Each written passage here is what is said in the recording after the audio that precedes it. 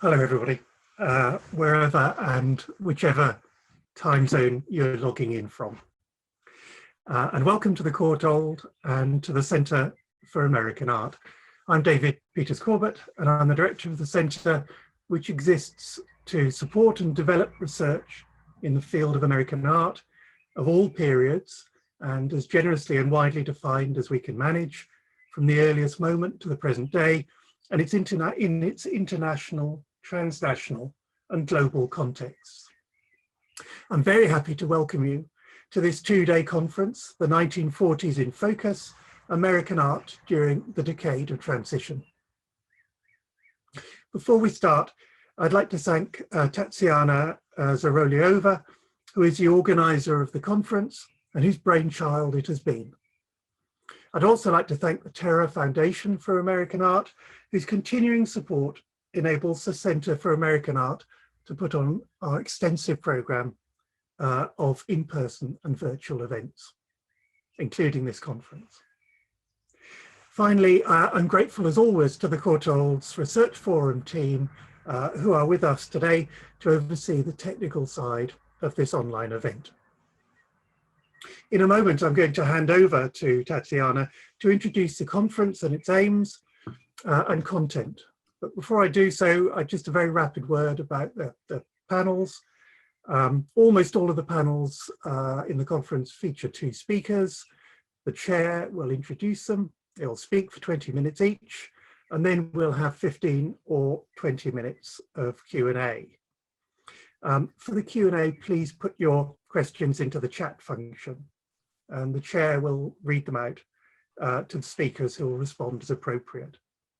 And I apologise in advance to anybody whose questions we don't get to, but the speakers will have a permanent record of the chat to refer to. I'll say all this again when we get to the first panel following the first plenary lecture, which is by Professor Angela Miller. But for now, I'm going to turn to Tatiana for her academic introduction to the conference. Welcome again. Hello, everyone, and welcome. Firstly, I would like to thank David Peters-Corbett for co-organizing this event and the Center for American Art at the Portal for hosting it. And I want to express my gratitude to the team at the Research Forum for their invaluable help before the event and in the next 2 afternoons. I'm also thankful to all our presenters and our plenary speakers for sharing their work and for bearing with us through the complexities and challenges of organizing an online event. Before I turn it over to our first plenary speaker, Angela Miller, I want to say a few words about the concept of this conference. The 1940s is a singular decade in the US history, as well as the history of the world, marked by the catastrophe of World War II and the horror of the atomic bombings of Hiroshima and Nagasaki. The decade also saw the beginning of the Cold War and the ideological polarization of the globe. At the same time, the decade is marked by the growing wave of anti-colonial movements and the United States and Soviet Union vying for expanding their zones of influence throughout the global South. In the United States, the social and economic impact of World War II would be felt for decades. Associated with the post-war economic boom, the 1940s also foregrounded the exclusionary nature of American society and the systemic marginalization of women, African Americans, and other groups. The complexity of the 1940s is reflected in its artistic culture. In the works produced during the period, we find the sense of abject horror at the human capacity for violence and destruction, but also optimism for the new global order. The two sentiments sometimes coexisting in one single work of art. On the screen, you see The Rock, a painting by American artist Peter Bloom, which was completed between 1944 and 1948. The titular rock at the center of the composition resembles a fractured globe, while the sharp ridges reveal on the inside of the rock revealed on the inside of the rock, evoke a barren and desolate landscape. Raised on a mushroom-like mound of rectangular stone plains and sand, the rock is surrounded by symbols of death. The skeleton of the mysterious being on the right, and the dead wooden branch and barren fragmented roots on the left. The left side of the painting furthers the sense of devastation. The ruins of a house stand enveloped in the smoke of a steel burning fire. The house's charred wooden armature visually echoing the bones and the barren roots of the rock's mound. Yet the life continues its course. Flower-like mushroom growth from the dead branch on the left of the rock, while the spiraling line of laboring human figures leads our eye to the construction site on the right side of the painting. As art historian Cecil Whiting has noted, the rock manages to acknowledge destruction in the past, but nonetheless holds out hope for what lays ahead and reasserts the possibility of rebuilding through human cooperation. Bloom's vision of the world rebuilding itself is both echoed and satirized in the image by German-born artist George Grosz, created for the cover of Sidney S. Barron's book, One Whirl, published in 1944. One Whirl is in itself a satire of Wendell Willkie's popular book, One World, which was published in 1943. Written following the author's seven-week trip around the globe, One World advocated for internationalism in the US global policy and discussed the need for an international legislative body.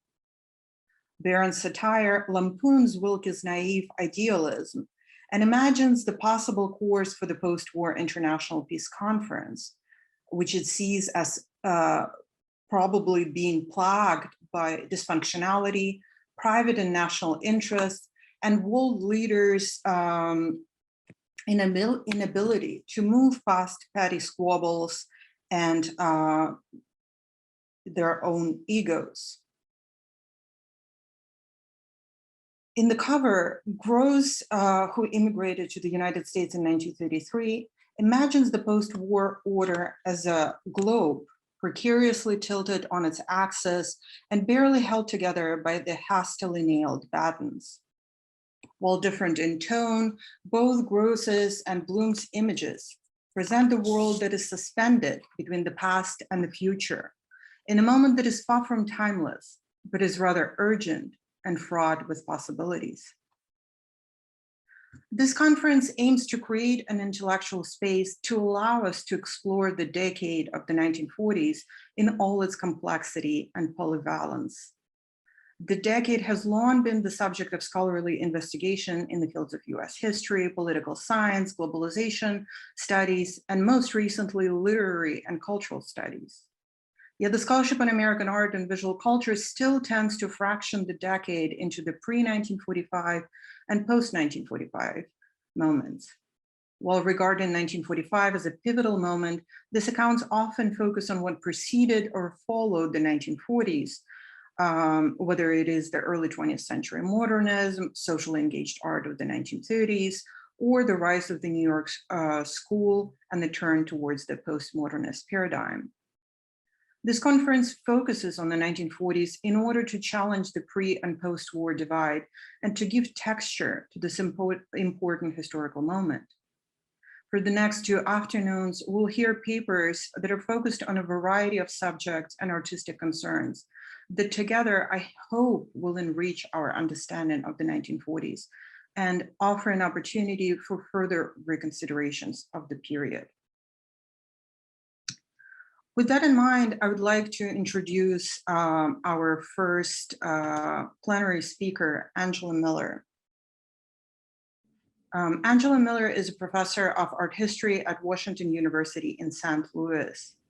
Professor Miller has written extensively on American art and visual culture in the 19th and 20th century, addressing such varied topics as landscape painting, American modernism, and queer modernities.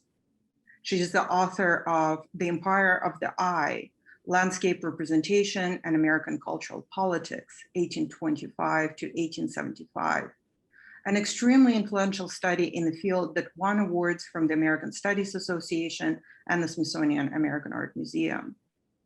She's the principal author and editor of American Encounters, Art History and Cultural Identity, which has recently become available online through the Washington University Open Scholarship portal.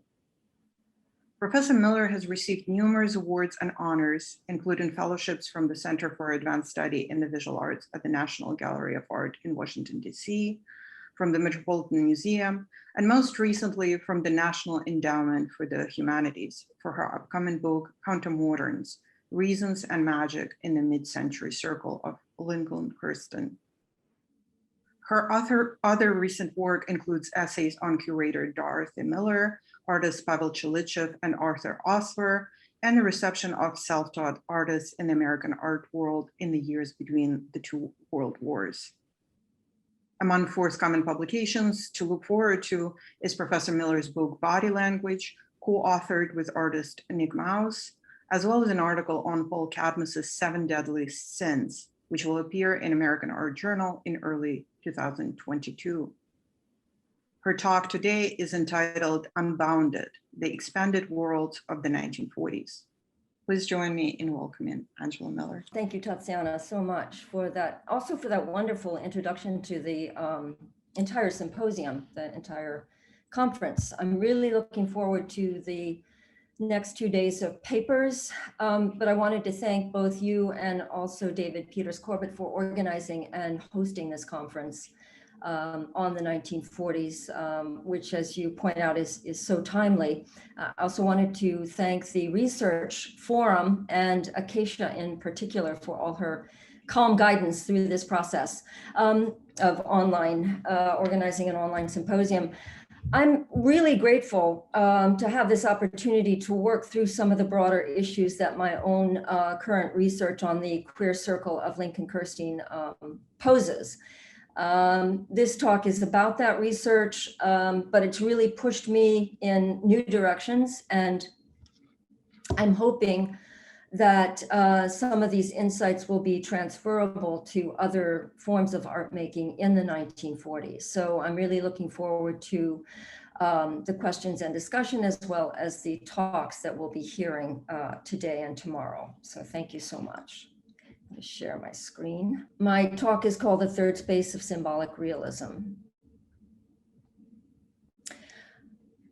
What was the status of the human during the years around World War II and its aftermath? These were years when the question, what is man, resonated throughout the annals of both popular and academic discourse. For artists deeply engaged not with emerging abstraction, but with figuration in the 1940s, the challenge was to find a language that expressed their own deeply altered sense of historical self-consciousness. And they did so by making the human strange. So symbolic realism is the language, is the body of work that I want to focus on today. And it emerged as a new language centering on the uncanny condition of the human in the shadow of rising global fascism and after a decade of devastating depression. My focus today on the queer circle of artists and writers around Lincoln Kirstein was only one episode in a highly varied and rich field of aesthetic experimentation that has not yet received its due or its full appraisal. That's part of the work that we're doing today and tomorrow. I would like to isolate a problem, however, that was specific to them as a queer network, but one that shares certain features with other developments in these years. How might they draw enigma and magic out of the shoals of the private psyche and into a broader symbolic universe that communicated with others? I will call this a third space, distinct at one extreme from the older public world of civic nationalism, and on the other from the internalized and defended male psyche of the emerging and militantly heterosexual world of New York School abstraction. Symbolic realism can initially seem hermetic and secretive. Some of it was.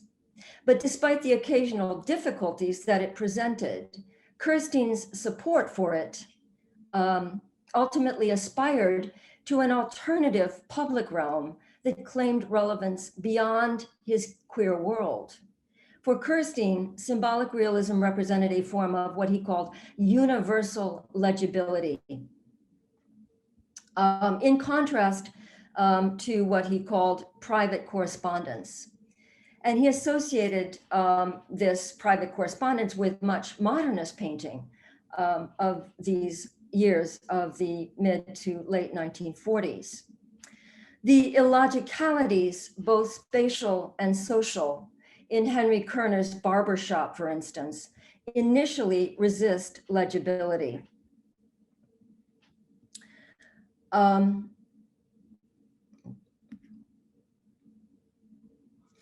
The mirrored reflection on the left does not match the view in front of the mirror. The boundary between the interior and the exterior of the barbershop is ambiguous, and the perspectival system within the painting as a whole is inconsistent and makes no sense. The logic here, however, is not the logic of real time and space, but of memory, the manner in which a traumatic past inserts itself into the banalities of the present. And I should mention that Henry Kerner, as a Jewish man in Austria, lost his extended family in the Holocaust and immigrated to the United States in the late 1930s. Historical trauma then, war and exile, generate new juxtapositions of past and present, new laws of the real. In Kerner's words, everything becomes foreground and background at the same time. And it's interesting his use of basically figure ground, which is a theme that comes up again in many areas of my own research. Barbershop was included in Kirstein's 1950 exhibition, Symbolic Realism in American Painting, 1940 to 1950, which opened both in New York and in London in 1950. In his introductory essay, Kirstein wrote that the artists featured therein were united by their search for symbols, in his words, objective yet humane. By objective, I believe Kirstein had in mind a site of shared social understanding, an intersubjective arena of communication that took shape in the space between social intimates and that exceeded the boundaries of the private imagination. And by humane, Kirstein meant that, unlike science's claim to objectivity, this new shared ground of understanding carried no authority independent of the human observer. Kirstein's construction is oxymoronic. It bridges terms most often understood as oppositional in the context of post-war American values that drew a hard line between the scientific and the social, a hard line between the phenomena of the natural world, validated through empirical measures independent of the observer, and the relativism of the social realm. But rather than applying scientific method to the social, as the emerging social sciences were doing, Kirstein asserted the relativity of empirical measures themselves. And such relativity in turn summoned his insistence on historical precedent in mediating how new forms of knowledge and experience were received and framed. Kirstein's defense of symbolic realism would develop alongside his attack on what he called in 1948, the Contemporary Academy of Abstract Art. Its most polemical expression was his essay in that year, The State of Modern Painting, which was published in Harper's Magazine. Modernist painting, he claimed, was mired in, and these are his words, in personalism, but also, my words, in private idiosyncrasies, and a focus on his words, unconscious life and inner vision, on subjective reality. Later in the same essay, Kirstein compared the growing power of this abstract academy to a cartel, his word. But he went even further by invoking one of the biggest of such cartels, IG Farben, a major industrial producer of war materials for the National Socialists during the years leading up to and through World War II. And you'll see that Kirstein, as a monuments man, would have known about this connection. There's much more to be said about this important essay, and one might rightly decry the hyperbole of comparing an institutionalized and academic modernism to a cartel. But it does expose some of the stakes of Kirstein's defense of, again, his words, the objective and the humane as a common language around which cultures could organize and delimit the reach of their own aspirations.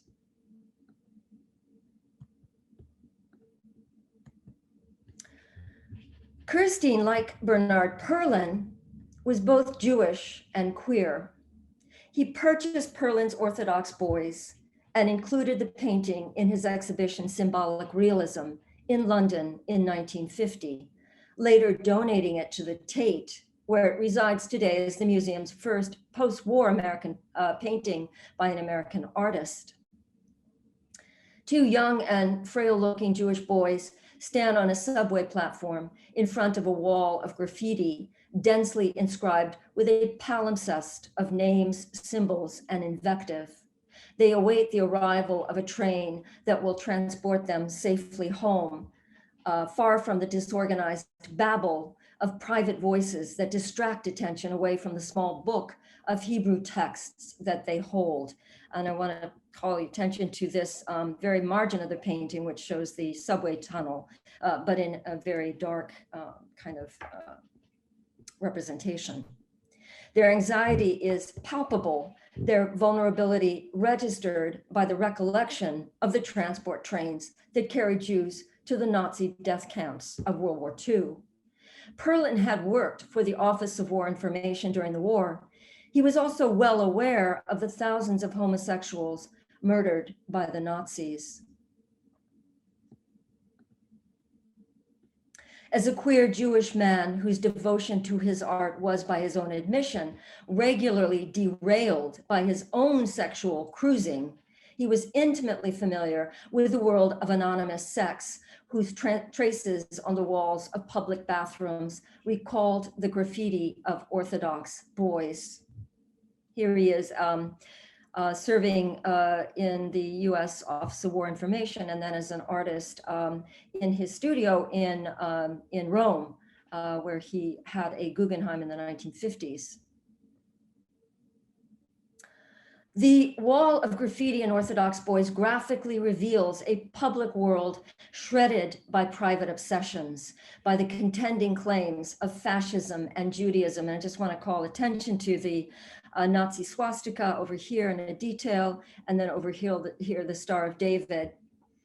A public world shredded by contending claims of fascism and Judaism, the profane and the holy. It reads as a virtual illustration of what Kirstein called, quote, the destruction of the central Western myth.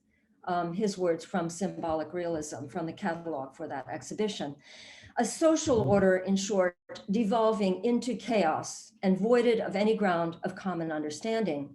Against this background, the two young Jewish boys remain grounded, however precariously, in a world of shared belief, for which Kirstein himself periodically expressed his own longing. In the US, the public spaces of civic nationalism had always been heteronormative and patriarchal. They offered little to no refuge for queer imaginaries. But for those like Kirstein, who refused to cede control over the public sphere to the straight white male world he had known as an undergraduate at Harvard, the challenge was to find an alternative realm, one grounded in a cultural language now symbolically expansive and humanely inclusive, one that embraced the new historical realities of a traumatic global war. As Alex Taylor has pointed out, the tangle of linear inscriptions in Orthodox boys evokes the white writing of Mark Tobey. Sorry.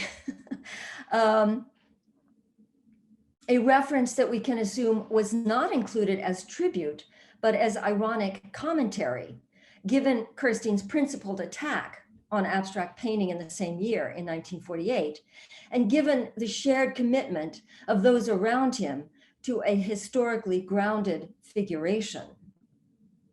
Such forms of abstraction for Kirstein betokened a collapse into subjectivism, overthrowing the balance of private worlds and shared symbolic language that was fundamental to historical continuity and to creative expression.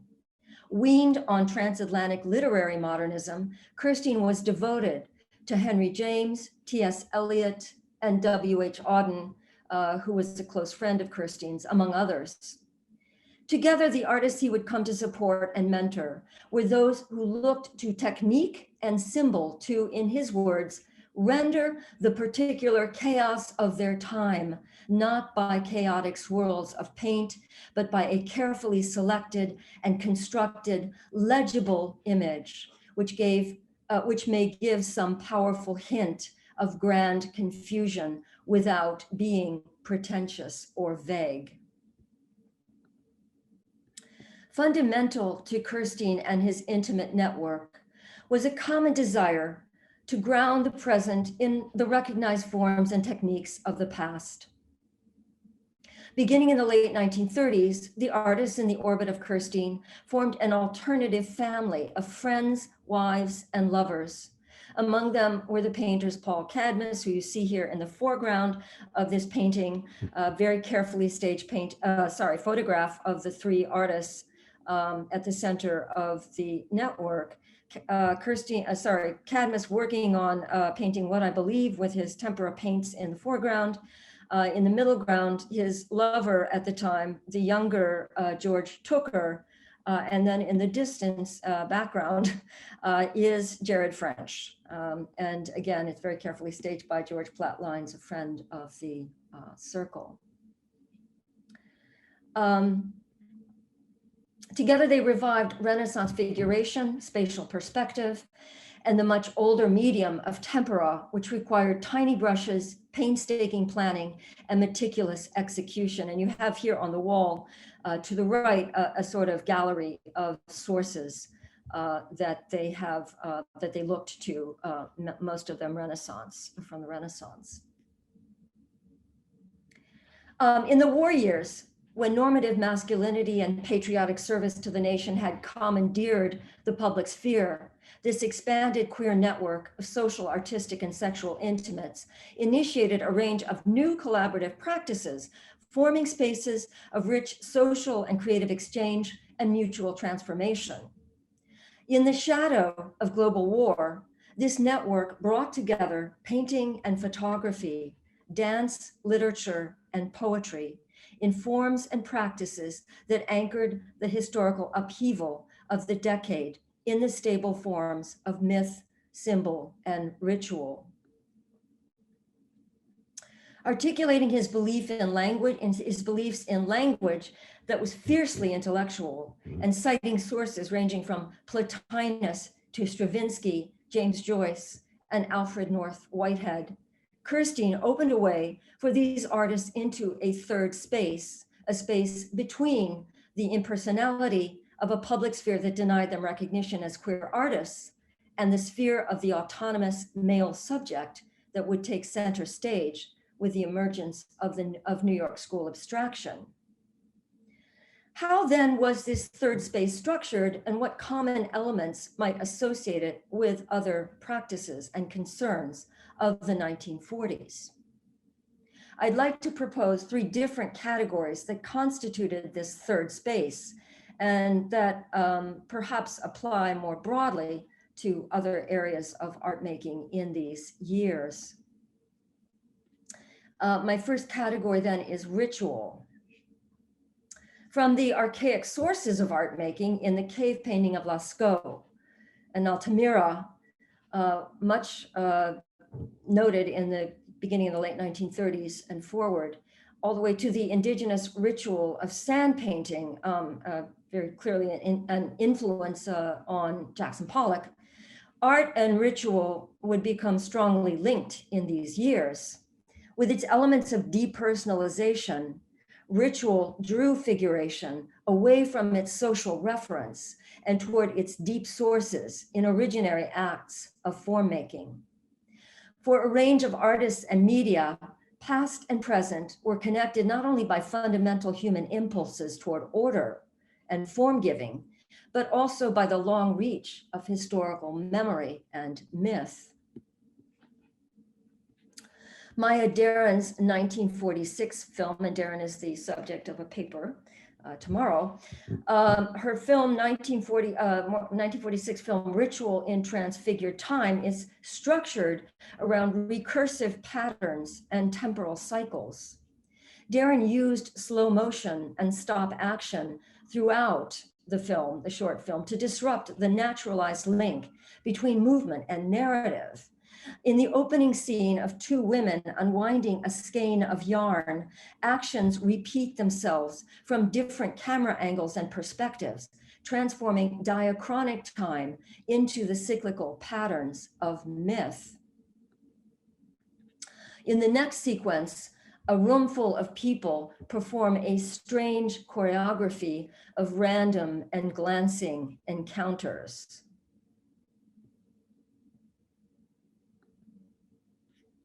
In the final sequence, a male dancer executes stylized movements, at one point posing as a statue that comes to life and leaps off its pedestal in pursuit of a young woman. The 14-minute film moves then between the time of myth, the random actions and the disorder of everyday life, and the transformation of art into life. The deliberative nature of certain actions and movements counters the ephemerality of the everyday with the structure and gravity of ritual.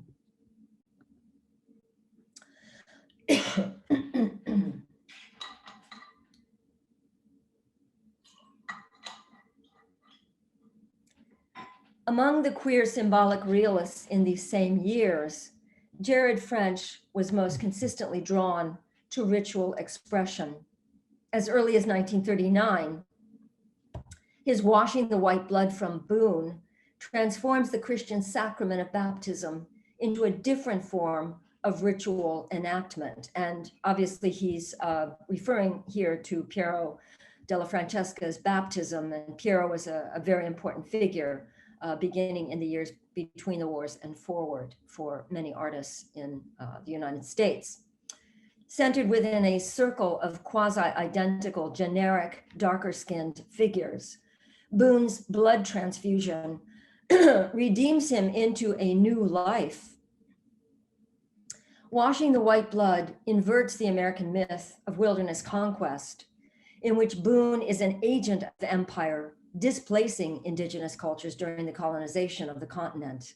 Here, Boone is rechristened into a new birth by cultures living within nature, a new post-Christian spiritual redemption that occurs through the sacrament of the body. Most likely, French drew his inspiration for this work from D.H. Lawrence, one of the great myth makers of the 20th century of modernist literature. Lawrence prophesied the revival of the Western world through a form of what he called blood consciousness, the sacrifice of the self and its reabsorption into the archaic sources of life that had been extinguished by the civilized order of the West. For Lawrence, modernizing cultures had blunted the senses and diverted the primal energies of sex that connected the human to a larger universe.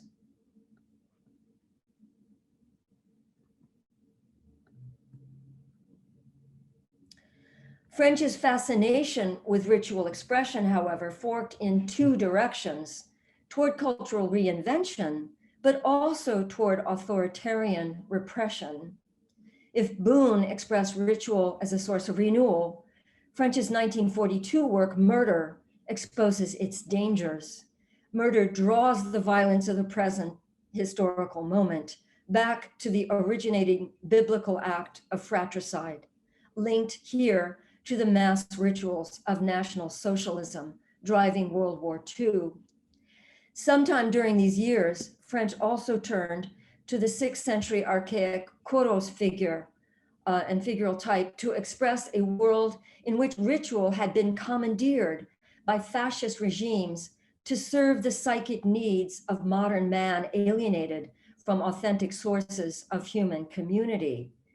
So I would argue that Murder does not target ritual as such, but its modern misuses.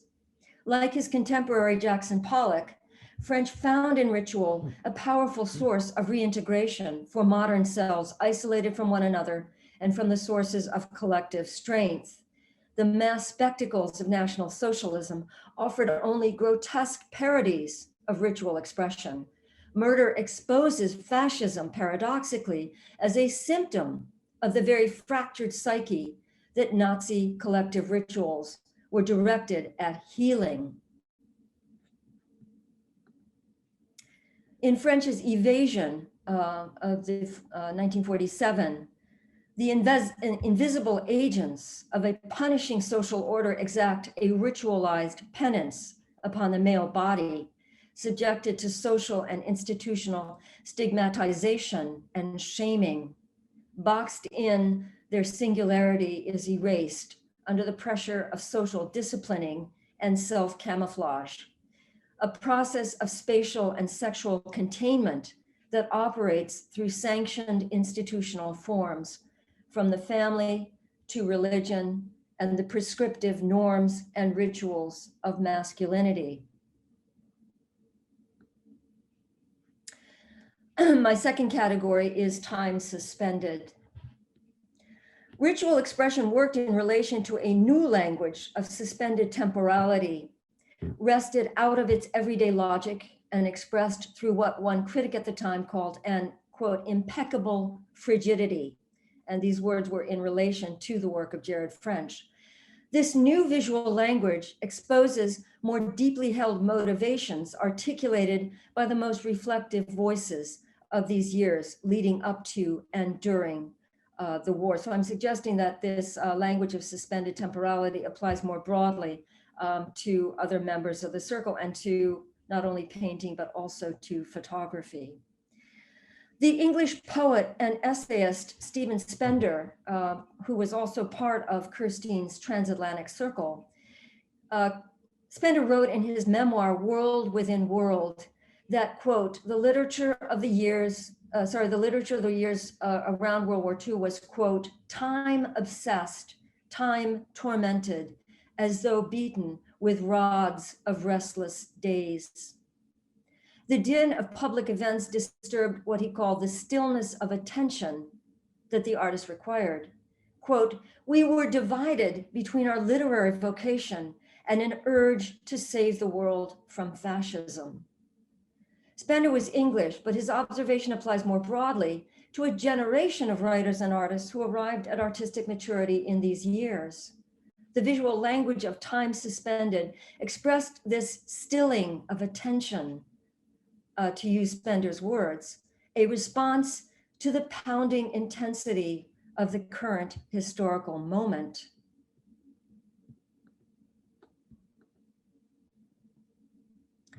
Kirstein's experience as a monuments man confronted him with a Jewish and European cultural heritage reduced to rubble.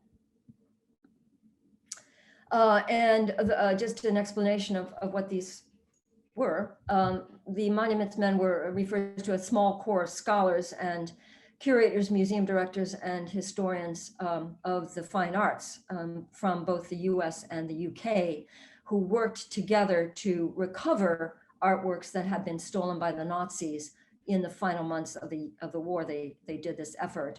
And here are their Hollywood avatars from a 2014 film directed by George there.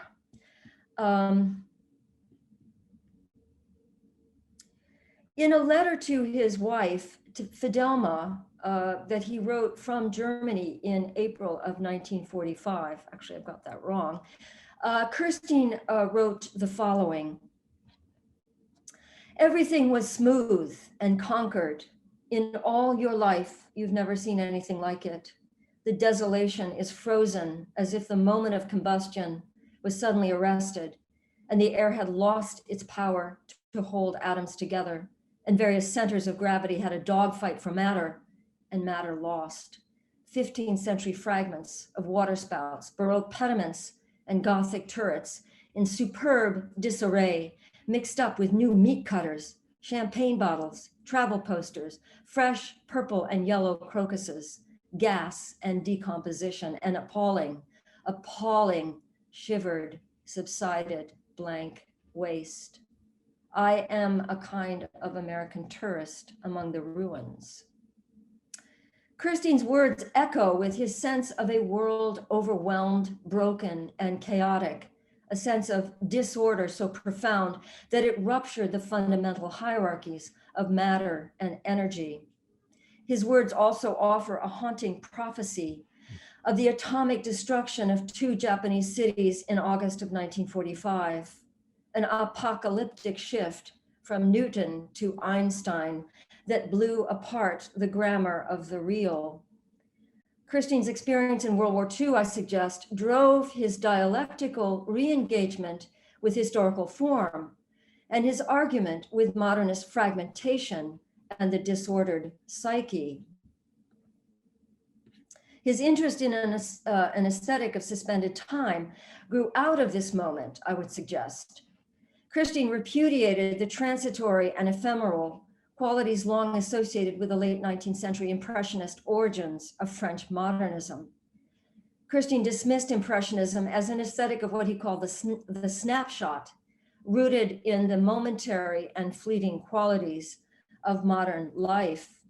He turned instead to Georges Seurat's La Grande Chatte, which he called, in a typical excess of enthusiasm, the best piece of painting in Western art since the Sistine Chapel. Repudiating the qualities of plein air painting, Kirstein's emerging support for symbolic realism stood opposed to what he called the accidental and instantaneous, in support of, quote, order, plastic, and intellectual. He would find these qualities most fully developed in French's painting, which stilled the, quote, dervish world of perpetual motion and direction. The words are those of critic Eleanor Munro, writing at the time about French. French had compiled an archive of images through which to study arrested motion, including stills of Edward Muybridge's stop motion photographs, and also in his travel photographs, very interesting photograph of this Nicola dell'Arca compianto in Bologna, which has come to be known as the Frozen Scream. And he did this, I think, in an effort to isolate the elements of temporal suspension that would come to constitute his own language. What then lies beneath this retreat from motion and perceptual blurring associated with movement in space? What propelled a form of expression so far removed from the perpetual flux and embodied vision associated with modern sensory forms? These artists aspired to cleanse vision of its contingent qualities, its grounding in time, to free vision from the dynamism of history. Their preferred medium of tempera further imposed on them a slow and meditative, non-painterly concentration and technical discipline. In 1941, the English writer E.M. Forster, a close friend of Cadmus French and others in the circle, wrote that, quote, "To me, the best chance for future society lies through apathy, uninventiveness, and inertia." Inertia froze the moment, allowing a pause in the forward rush of time. Forster went on to write that, quote, the universal exhaustion of the present promised to open into a fallow period that he wrote, quote, might result in a sprouting of new growth through the dung and spittle. Through such paradox, inertia driving change and growth, Forster glimpsed a better future emerging out of the maelstrom of the present. This inertial impulse found expression in the incisively outlined and spatially locked figures of symbolic realism, both in painting and in stage photography. In their static, tableau-like quality, these works seem to freeze the movement of human energies, transferring them instead to a landscape of windblown grasses and shifting dunes and clouds. This stage photograph from 1945 is one of many they made together, and I'll talk more on Pajama shortly. In the final months of the war, four of the circle posed tableau-like before the camera, enacting complex trajectories of desire, exposure, and historical witness with the gravitas of Greek tragedy. The stillness of the human element in these works offered an anchor of sorts to the unstable emotional dynamics that surrounded the everyday lives of this circle. Involved in alternative forms of intimate community, those within the circle abandoned the containment of the heterosexual nuclear family in pursuit of a far more precarious procession of sexual friendships, love affairs, open marriages, and queer lifetime partnerships. Their private worlds were in continual flux, fracturing and reforming in ways that generated both vulnerability and mutual dependence. But these arrangements also drove the energies of creative collaboration, worlds removed from the Ishmael-like self-isolation of the artist, facing the white expanse of the canvas, invoked in Harold Rosenberg's 1952 essay, The American Action Painters. My third and final category is magic. The queer symbolic realism of this circle drew upon a range of pre-modern epistemologies that situated human knowledge and experience within an animated nature, a nature whose energies and processes contained the human. These artists looked to a Renaissance grounded in esoteric knowledge, newly decrypted in the scholarship of emigre art historian Edgar Wind, who was also a friend of both Kirstein and Pavel Chelychev. I see showing you here Chelychev in his studio in New York City, and then Wind in photograph from the 1930s after his emigration to London.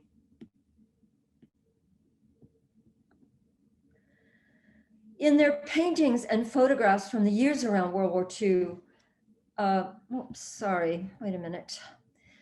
in their paintings and photographs from the years around World War II, Cadmus and his circle of fellow artists and writers located the eroticized male body within a rippling world of sand, waves, and wind.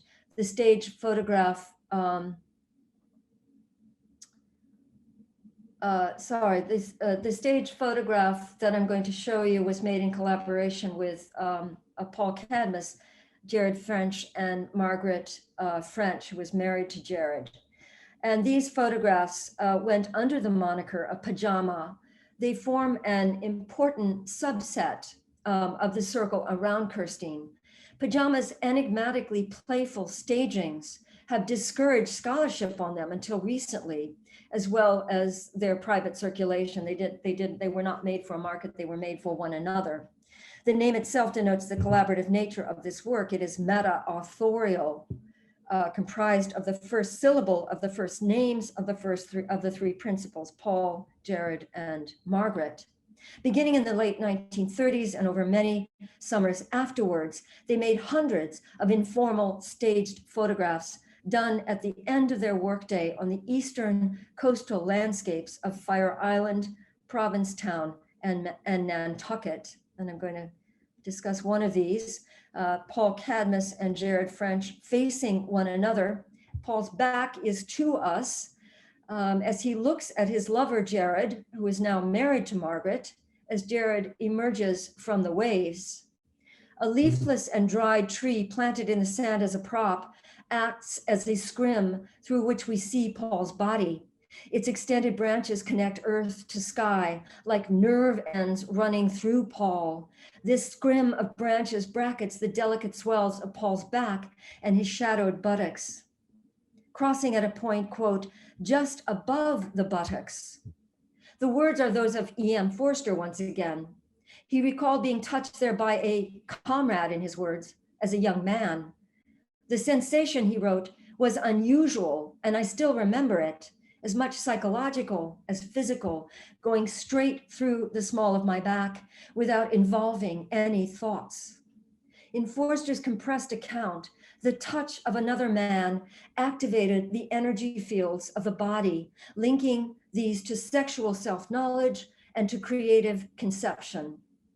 Forster's account evokes a world of ideas in which bodies, sexuality, nature, and friendship between men were all harmoniously webbed together. Cadmus's 1946 painting, The Inventor, encapsulates much of the symbolic program of this circle and its grounding in the occult Renaissance. Its tiny dimensions, roughly 8 by 9 inches, reach toward cosmic measures of meaning. Standing in front of a door ajar, opening toward a marine landscape of beach, sea, and sky, the young artist inventor holds aloft a mobile made of driftwood, to which he has attached a series of scalloped shells, feathers, weathered wood, and a carapace of some long dead marine creature. Modeled on his lover at the time, George Tooker, the artist's figure seems poised at the precise moment of creation, conjuring inanimate objects into life. Eyes peer out of weathered wood, branches metamorphose into squawking birds or snakes, and oddest of all, a gnarled creature attached to the mobile by one branch-like arm, its head hanging down, cavernous mouth open.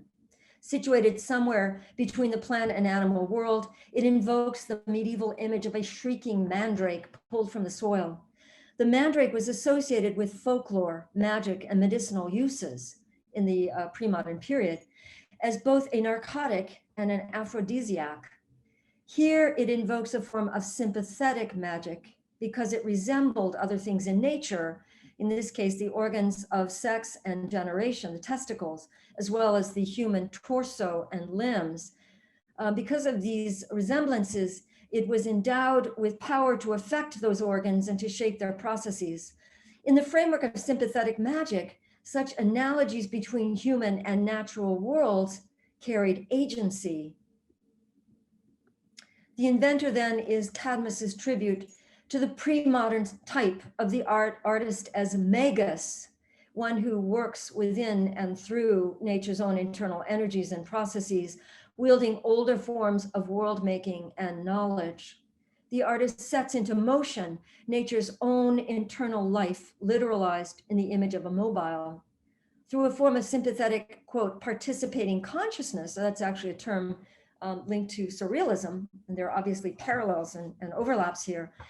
Through a form of sympathetic consciousness, participating consciousness, the artist is a knowing partner to nature's secrets, which in turn serve as the animating ground of his creative agency. And this is obviously very gendered. There are no female magi.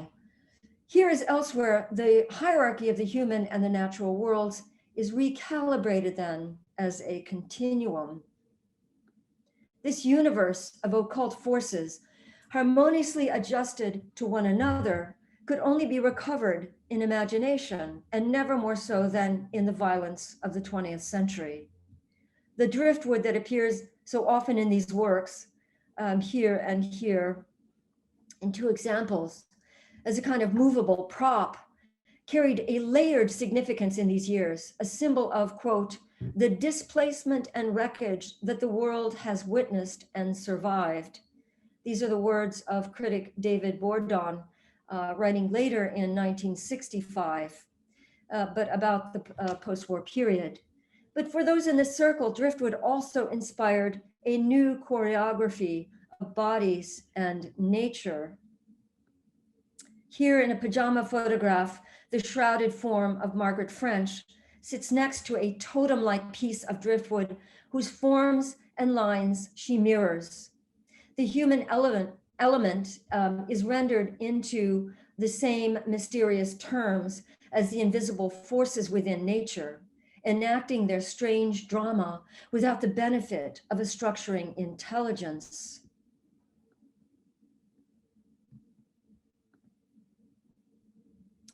In Cadmus's Shells and Figure of 1940, the energy of motion and life emanates from the graceful, sweeping curves of the two overscaled shells as they enact an animate drama of desire, their scale majestically expanding in relation to the tiny figure who reclines languidly in the background, framed by their hollowed out shapes, sensuously intertwining, spiraling and bending toward one another. They act out a spectacle of erotic longing that surges with natural energies. Pavel Chelychev's luminous maps of the body in the same years mirrored nature's own webbed and interconnected systems, situating the subject within the very flesh of the world. The dualistic structures of subject and object, body and nature, dissolve within a scintillant energy field, human intelligence no longer self-willed, but acting within these wider systems. Such pre-modern epistemologies, most explicitly engaged by Chelychev, prefigure certain elements of the process philosophies associated with Alfred North Whitehead in these decades, and part of a broader paradigm shift away from fixed and essentialized attributes in recognition of the flux of matter and its metamorphic energies. A range of new developments at the frontiers of philosophy and science pushed against older Cartesian principles of mind-centered cognition, sealed off from nature, world, and body. All of these formed a key element of late modernism and of the skeptical eye toward fixed norms of identity and scientific certitude. Uncertainty, linked to Werner Heisenberg, was installed as a fundamental element of advanced theoretical physics.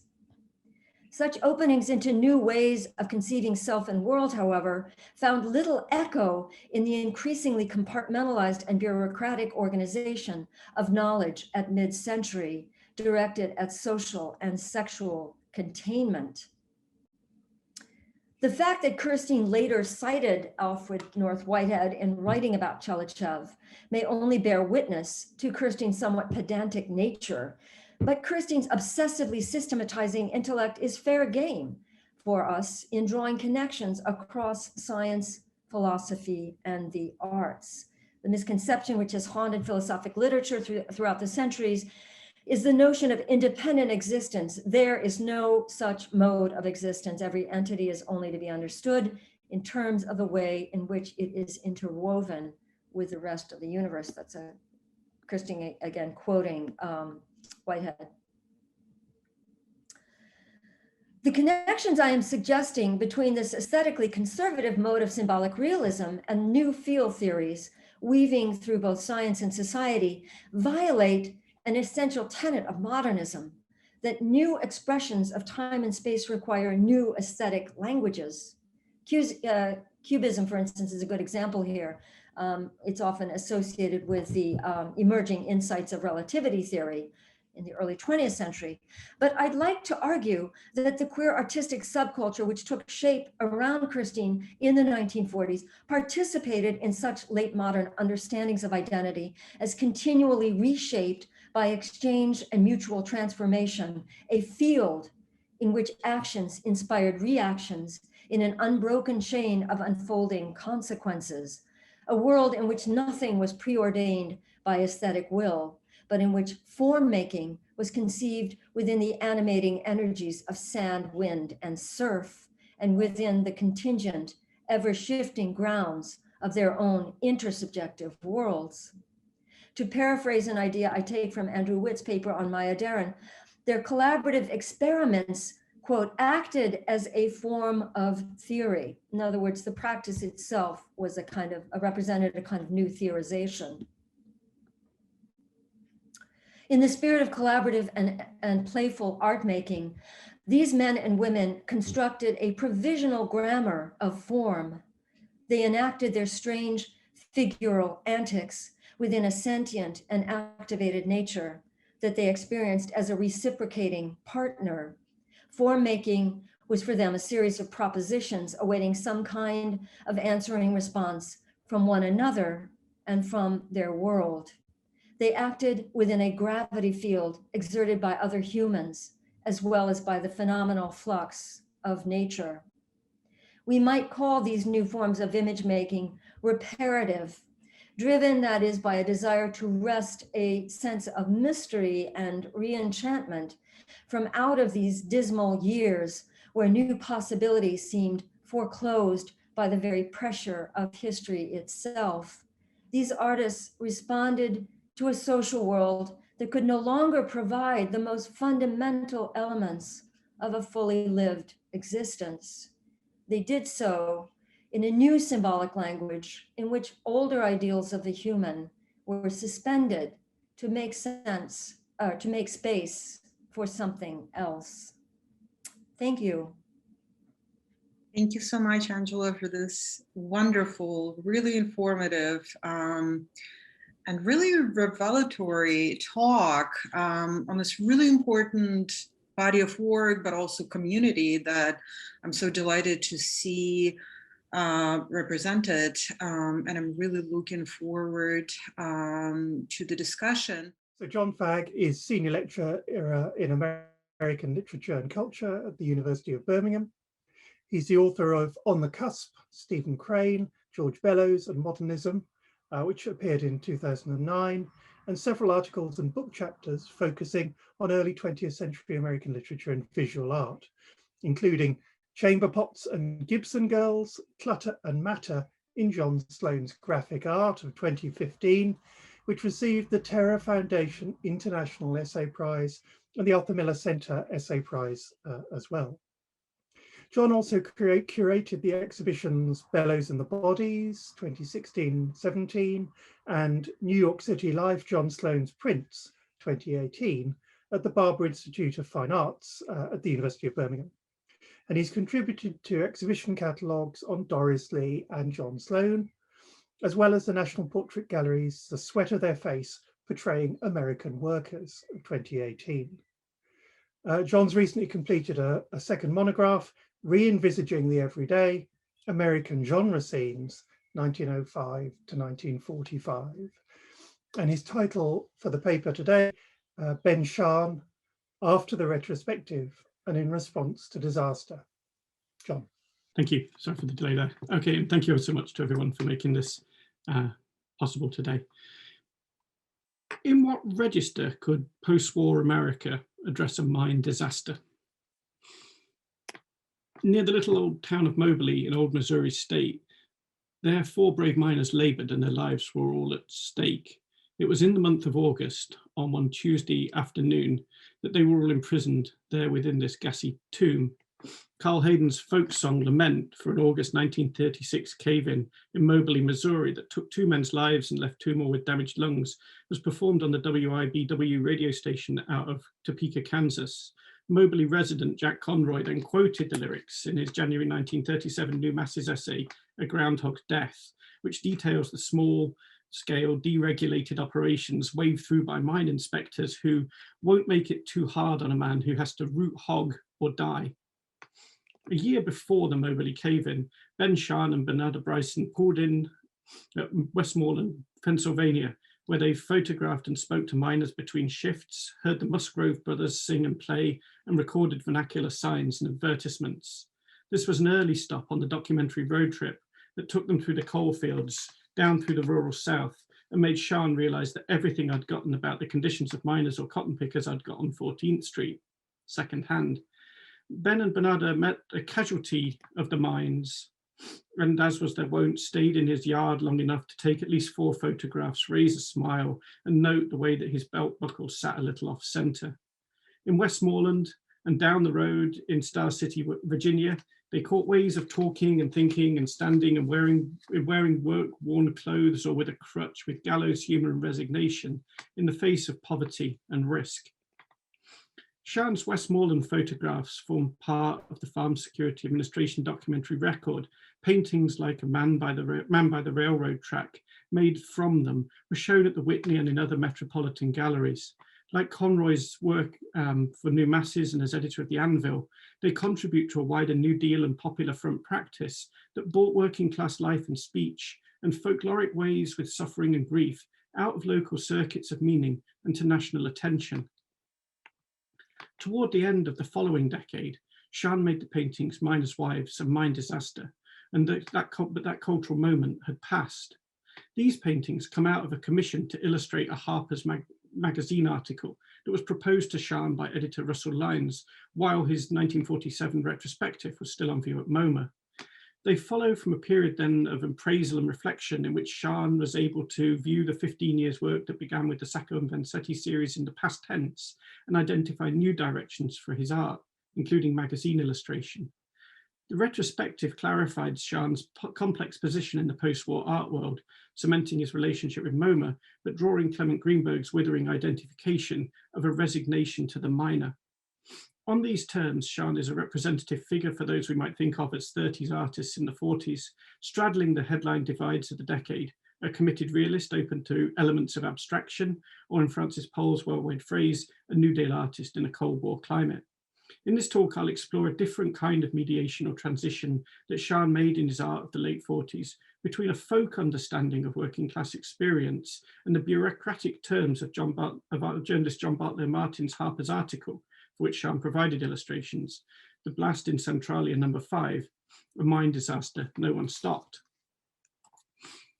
In response to that disaster, in which an explosion on May 25, 1947, caused by a buildup of coal dust in an Illinois mine, claimed 111 lives, another figure shaped by the 30s at work in the 40s, Woody Guthrie, sang, "It happened an hour ago, way down this tunnel of coal, gas caught fire from somebody's lamp, and the miners were choking in smoke."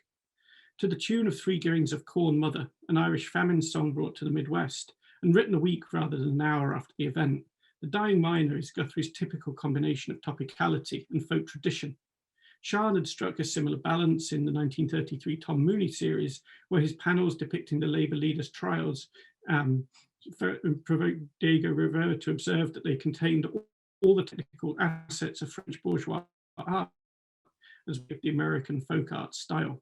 Like Doris Lee and others connected to the Downtown Gallery, Sian incorporated stylistic elements drawn from painters we might now term self-taught or outlier artists, but that their dealer, Edith Halpert, collected and sold as Sunday painters. The arbitrary and obsessive attention to detail in the brickwork of Miners' Wives, the artisan trace of Sian's lithography apprenticeship in his lettering, and the un-Greenbergian flatness and tableaued placement of the figures all work in this way. These qualities came through strongly in the retrospective. As James Thorse Sobey observed in the catalogue essay, it is interesting to note how frequently Sian portrays men informally playing musical instruments, for his art is often so closely identified with American episode that it furnishes a visual parallel for our epic folk songs. Folk might also be located in Sian's emphasis on speech, the dialogue he opened with the people he photographed, and the conversations he pictured them having. For anthropologist Tony Flores, a group of people who live in active contact with each other and share key experiences in their lives, we may call a folk. Sian recalled his induction into folk speech as for the FSA he crossed and recrossed many sections of the country and had come to know so many people so well of all different beliefs and temperaments. In the mining town of Omaha, West Virginia, and again in photographs and paintings in the late 30s and 40s, Sian showed men and women waiting, sitting, hunkered down on curbstones or leaning against a fence, moments when shop talk or gossip might circulate. At the same time, he developed a folk sense of that weird old America. This is a quote, "There were the 5 Musgrove brothers who played 5 harmonicas, the wonderfully named people, Plato Jordan and Jasper Lancaster, and towns, Pity Me and Tail Hote and Bird in Hand. There was the South and its storytelling art, stories of snakes and storms and haunted houses, enchanting." Such encounters were the impetus, according to Schaan's biography of a painting lecture, for his move from social to personal realism, but they might also explain the folk seam that runs through various phases of his art and creates a productive tension in his collaborations with John Bartlow Martin. Guthrie's The Dying Miner comes to a close with the verse, "Please name our new baby Joe, so he'll grow up to be like Big Joe. He'll work and he'll fight and he'll fix up the mines, so fire can't kill daddy no more." There's an emotional power to ventriloquizing the letters miners scratched out to their families in the face of certain death, but also mawkishness and magical thinking. Likewise, Life magazine's clipped time speak conveys immediacy, but seems equally inadequate to the scale and seriousness of the Centralia disaster. At the Centralia coal mine number 5, mine near Centralia, Illinois, shortly before 3:30 on March 25th, there was a soft puffing explosion deep underground. Columns of brownish smoke swirled up the haulage and ventilating shafts, burgeoning soundlessly into fat clouds. In the mine's 4-mile passages, 549 feet below ground, 111 men were killed. It was the worst mine disaster since 1928. This copy frames photographs of already grieving women waiting in the wash house for news from below, making the awkward segue from the preceding photo essay on a parade held in Coronado, California to honor top cop Shelby E. Pop Miller. Life's shift from lyrical description to statistics, like the cross-section of the mine included at the bottom of the page, gestures to gravitas and a forensic account of the event. Martin's Harper's article, published a year later, acts on that impulse with absolute commitment. Having detailed the mine disaster from the explosion to the anguish wait for news, Martin asks the reader to follow him on a deep dive into its backstory. Let us examine the background of the explosion. Let us study the mine and the miners, Joe Bryant and Bill Rocamp and some others, and also the numerous people who might have saved the miners' lives but did not. The miners had appealed in various directions for help, but got none, not from their state government, nor their federal government, nor their employer, nor their union. In threading the maze of officialdom, we must bear in mind the 4 agencies in authority: the state of Illinois, the United States government, the Centralia Coal Company, and the United Mine Workers of America, that is, the UMWA of John L. Lewis.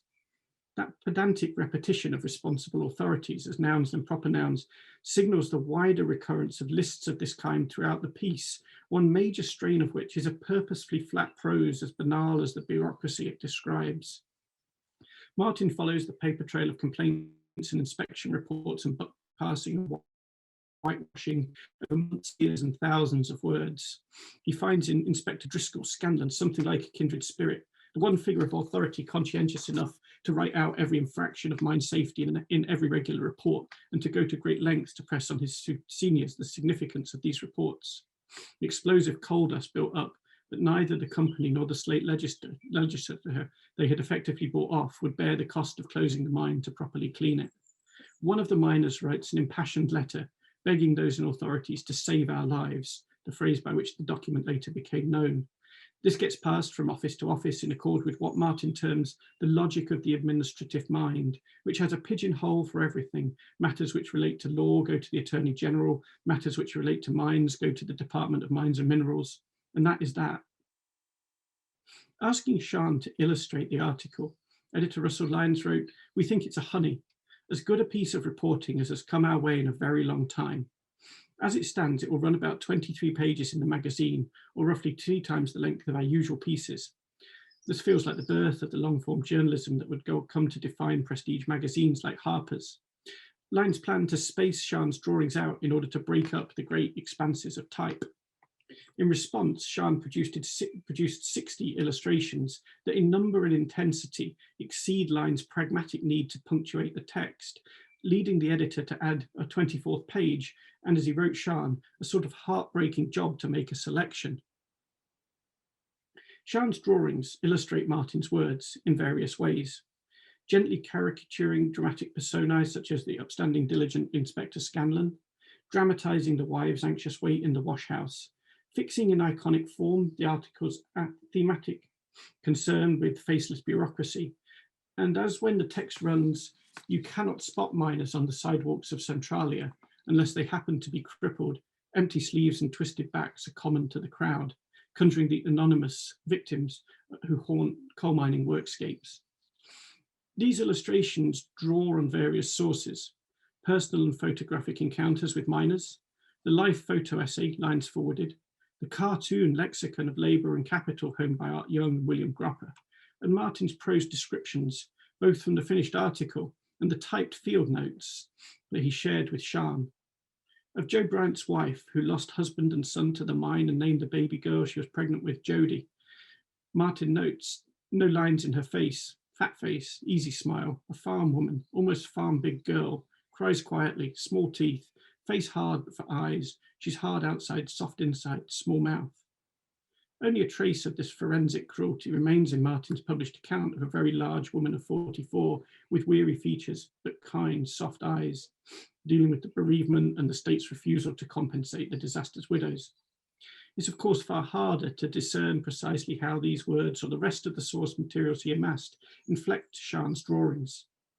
From Jean Charlotte's 1933 observation that for the camera and Schaan, a man, however intellectually eminent, will exist mainly through the bunch of folds and creases which are his clothes, his buttons, his shoelaces, commentators have picked up on the ways details from photographic sources are interpolated into the artist's paintings and graphic work, the way a crutch distorts a shirt, or the tension in the cords that hoist miners' clothes in the washhouse. These moments of direct correspondence and telling detail are synecdoche for the vast pictorial archive Schaan had amassed over the preceding decade, which contained at once folkloric and bureaucratic knowledge of the culture, practice, and risk of coal mining. The ways Schaan collected, ordered, labelled, classified, categorised, and employed the pictures, and even the very existence of his source files, display the biases of a particular New Deal liberal ideology. Art historian Laura Katzman explains, likening it to other efforts to gather and impose order on American stuff. It also shared the era's emerging faith in bureaucratic systems.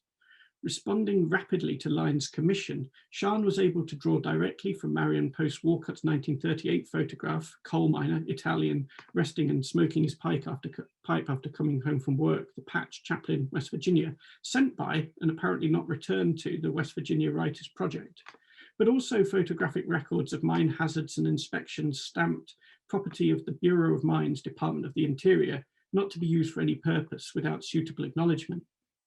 If the first part of Schaan's New Deal career as a road-tripping documentary photographer was an immersion in the folk ways of working people, his subsequent desk job in Washington, DC offered access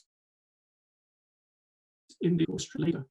Schaan's response to Lyne's suggests that only a total visual representation of the subject, only the transcription of his entire mining source files into an excess of line drawings might begin to illustrate or reciprocate Martin's exhaustive long-form investigation.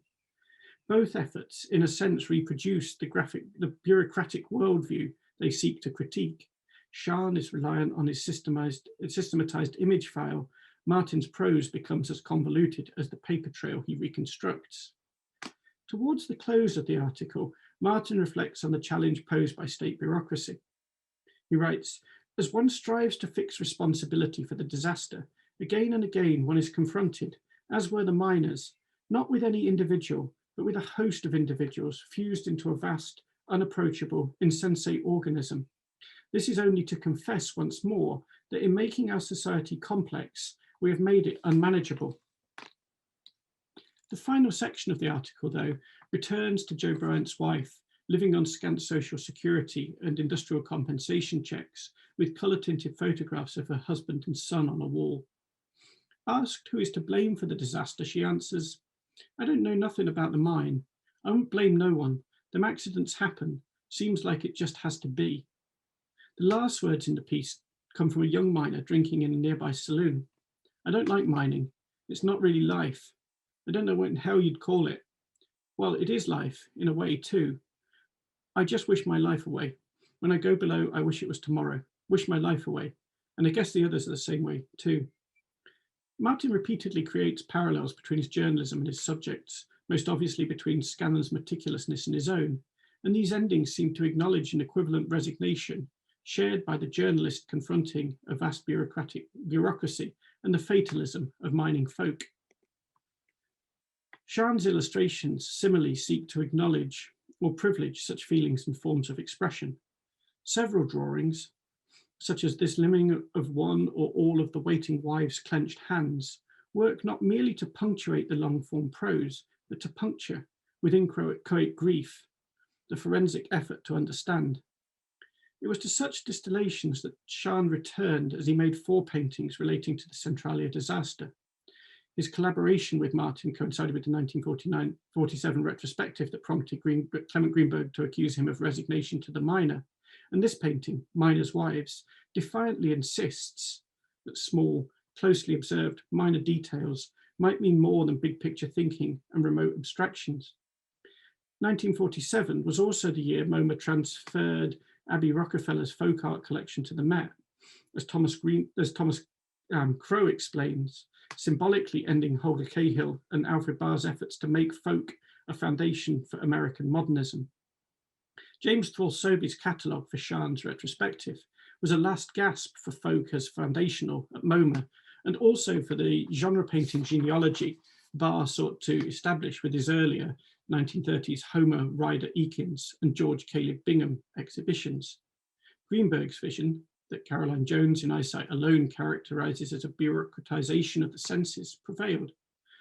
When Shahn and his friends sought to articulate his modern art, they continued to reach for folk and genre precedents, though, notably in Selden Rodman's 1951 portrait of the artist as an American, which likens him to Caleb Bingham, that political rebel and painter of Bruegel-like political rallies, and the early Winslow Homer, who recorded for Harper's the unheroic side of the Civil War.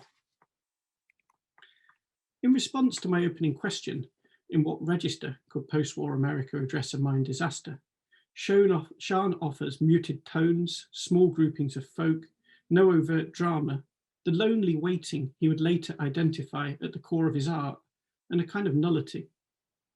In a revealing encounter, Sarah Kelly Oler kindly took me down to the Art Institute of Chicago storeroom to look at this painting, Mine Disaster. I feel a challenge in such moments. Why have we come down to look at this painting? What can we do with it? Why should it be upstairs rather than in storage? And I certainly didn't rise to that challenge on this occasion. Like the blank black windows and the short, sharp line of the tall man's mouth, Shahn refuses discourse here, turning figures inwards and to head-bowed, hands-planted resignation. His composition and palette are purposefully flat and bland as passages of Martin's prose. Well, I don't think I'd have talked Mine Disaster back up into the gallery. I should have noted the way that the impossible, endless white cordon cuts through and constrains women, trammeling for the at once flimsy and implacable bureaucracy they faced. 20th century disasters, small and large, would become non-events of this kind. Dodged phone calls to absentee landlords, unanswered letters, thwarted attempts to look authority in the eye, commissions that report sterile findings in airless rooms years too late. Returning to Shahn's sense of folkways and history, I started thinking about Shahn's Mine Disaster in relation to Homer's Perils of the Sea, made some years after the Civil War. I don't have space here to set out all the ways these paintings of headscarf women waiting against expressive voids speak to one another. But I do want to say that both Homer and Shahn distill the grief of the precarious mining and fishing industries to a fixed point of suffering, and do so in the aftermath of wars that have produced death and disaster on unprecedented and incomprehensible scale. Thank you. Thank you, John. Thanks so much. So great papers. Thank you.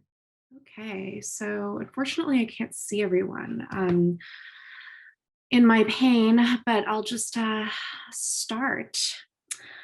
So this talk is drawn from my book, Enchantments, Joseph Cornell and American Modernism, which explores the artist's attempts to give form to enchantment, or an experience that defies rational explanation. Through Cornell's example, I also show how mid-century American art was shaped by disputes over the meaning and political stakes of enchantment's perceived power. To be enchanted is to enter a state that defies explanation, leading to its underbelly, its associations with trickery, sorcery, and delusion. Because of this perceived connection with mysterious and ungovernable realms and forces, enchantment is ineluctably entangled with power, how it is characterized, where it is located, and who controls it. As such, in this book, I approach enchantment and its antonym, disenchantment, as contingent and contested historical constructs rather than ontological certainties. Over the course of 5 chapters and an epilogue, which span the 1920s to the 60s, I examined Cornell's work and peregrinations through a number of overlapping cultural spheres, including the American adaptation of surrealism and ballet, New York school poetry, and experimental cinema, to shed lights on how debates about enchantment and disenchantment were mobilized in period conversations about art's relationship to the public, to popular culture, and its potential for moral authority. While enchantment, via symbolism and surrealism, was understood as a demotic critical artistic ethos in the 1920s and 30s by some, the rise of totalitarianism at mid-century led enchantment to be denigrated as a means of social control and propaganda, a narrative that continues to shape historical accounts of art historical modernism and post-war art. As I argue throughout, enchantment is neither inherently emancipatory nor inherently authoritarian, but rather can be put to a variety of uses. So the remainder of this talk is drawn from the 3rd chapter of my book, which examines Cornell's graphic design projects for the specialist periodicals Dance Index and View. In this section on Dance Index, I examine Cornell's contribution to the burgeoning culture of ballet in the United States, and specifically ballet's shift from a folkloric populism in the 1930s to the inviolable classicism of the 1940s. In 1946, Cornell guest edited a special issue of the periodical Dance Index titled Clowns, Elephants, and Ballerinas. Cornell's cover design shows the white steed of George Seurat's painting Lascaux galloping through a paper screen. To achieve this cheeky trompe-l'oeil effect, Cornell placed a reproduction of Seurat's painting behind a sheet of torn paper and commissioned photographer Larry Caldwell to take a picture of the arrangement. The result is an homage to both Seurat and Charlie Chaplin, whose 1928 silent film, The Circus, opens with an acrobat bursting through a black title card. In the next shot, a blur of white streaks across the screen as a horse canters past the rip in the barrier. Cornell's cover compresses and freezes Chaplin's opening scene into a single image, just as Seurat's painting suspends its acrobats midair. Exaggerated shadows cast by the screen's torn edges and the horse's forelegs augment the cover's trompe-l'oeil effect. Suspended mid-stride, the horse leaps the barrier between the illusionistic space of Seurat's painting and the outside world. With this cover, Cornell proposes that the rarefied realm of ballet and popular entertainment of the cinema and circus are not as far apart as they may appear. As the artist writes in the issue, 2 pages of which you see to the right, quote, "Clowns do not always dance, but essentially they were trained as dancers. Their hands, feet, their whole bodies express themselves as precisely as dancers." Enchantment, Cornell suggests in this issue, is not the province of a single sphere of high culture, but cuts across the fine and the vernacular, the elevated and the lowly. Dance Index was the cornerstone of impresario Lynn Kirstein's attempt to cement dance's place in American culture. So I'm excited to obviously talk with Angela more about Kirstein. So in 1933, Kirstein partnered with former Ballet Russe choreographer George Balanchine to found the School of American Ballet. The folkloric themes of Kirstein's 1930s ballet, such as Billy the Kid or Filling Station, based on the adventures of Mac, the gas station attendant, were connected to the leftist politics of the 1930s, and particularly the question of how to cultivate a broad audience for purportedly elitist art forms. Kirstein believed that infusing ballet with American vernacular sources would help modernize and popularize it, reflecting in his 1937 pamphlet Blast of the Ballet, quote, "I still think that given half a chance, ballet, even by Americans, would please an opera house audience if the atmosphere were a trace less snobbish." In Cornell, Kirstein found a designer uniquely positioned to visualize Dance Index's ethos of scholarly accessibility. At the time of the publication's founding, the artist was already an amateur scholar of ballet, attending performances regularly during the 1920s and 30s, and amassing a vast trove of ballet-related ephemera, such as the image above, which became the basis for this cover of View. Over the course of the publication's 6-year run, Cornell designed 14 covers and guest edited 4 special issues, drawing on his personal collection as well as MoMA's newly established dance archives. The artist's centrality to the publication's visual identity was such that he was the only graphic designer credited by name. Cornell approached each issue as he would a work of art, explaining to Kirstein that a single special issue, quote, consumed 9 months to a year, requiring, quote, endless research, chasing around, and exultations of going to press. In the same letter, he noted that these exertions were so great that they caused his own artistic output to dramatically decrease. In ballet, the artist found a subject particularly well suited to his attempts to convey enchantment. And so here you see a series of a work that he made about the Romantic ballet, which I talk about in another chapter in terms of gender politics. So from its origins in the Neoplatonic philosophy of the 16th century, ballet attempted to mediate the divide between the metaphysical and the material. Ballet's rigid repertoire of steps and poses were developed to convey a higher spiritual order through the bodies of its dancers. Romantic ballet, the 19th century form Cornell cherished most, pushed this dematerialization of the body to its logical conclusion by establishing the conventions we associate with classical ballet today: delicate dancing and point, tutus, gravity-defying leaps, innovations intended to create the illusion of the human body unencumbered by earthly forces such as gravity or mass. Through Dance Index, Cornell found a circle that shared his intense devotion to ballet, and moreover respected his approach to it. In Kirstein's foreword to Clowns, Elephants, and Ballerinas, he astutely observed, quote, "For Cornell, the inconsequential past is neither frivolous nor dead." Kirstein continued, "Cornell is brother to the scientist who recreated a whole prehistoric age from the glimpse of a dinosaur tooth.